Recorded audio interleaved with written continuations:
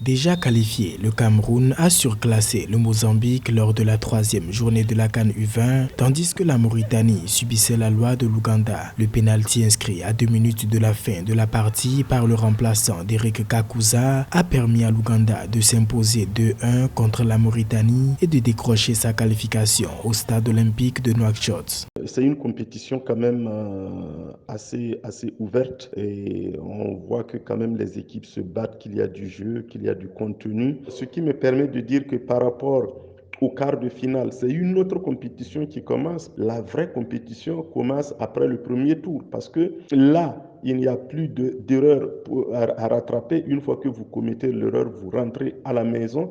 Et on a vu des équipes qui se sont sublimées lors du second tour et d'autres qui se sont effondrées aussi. Donc, moi, ce second tour sera indécis. Le pays hôte devra désormais attendre l'issue des matchs du groupe C pour savoir s'il sera l'un des 2 meilleurs 3e. Le Cameroun poursuit son sans faute en prenant le dessus sur le Mozambique 4-1.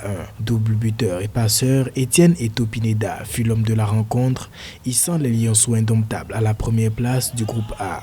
Le Cameroun a ses chances et le Cameroun fait partie des favoris de cette compétition, je crois, avec le Burkina et peut-être la Tunisie. Donc, mais qu'est-ce qui peut ébranler le Cameroun? Attendons de voir parce que quand je regarde les matchs et surtout avec les équipes de jeunes, on ne peut pas trop se projeter parce que ce sont des équipes par consonance instables, des équipes sur qui il est très difficile de parier quelque chose compte tenu du fait que et ce sont quand même des jeunes et que d'un coup de tête, il peut vous sortir un match extraordinaire. Le Cameroun se retrouve ainsi en tête du classement avec 9 points, devant l'Ouganda qui a raflé les 6 points, la Mauritanie 3 points, puis le Mozambique 0. Prochain sur la liste, le Burkina Faso affrontera la Namibie et la Tunisie fera face à la République centrafricaine.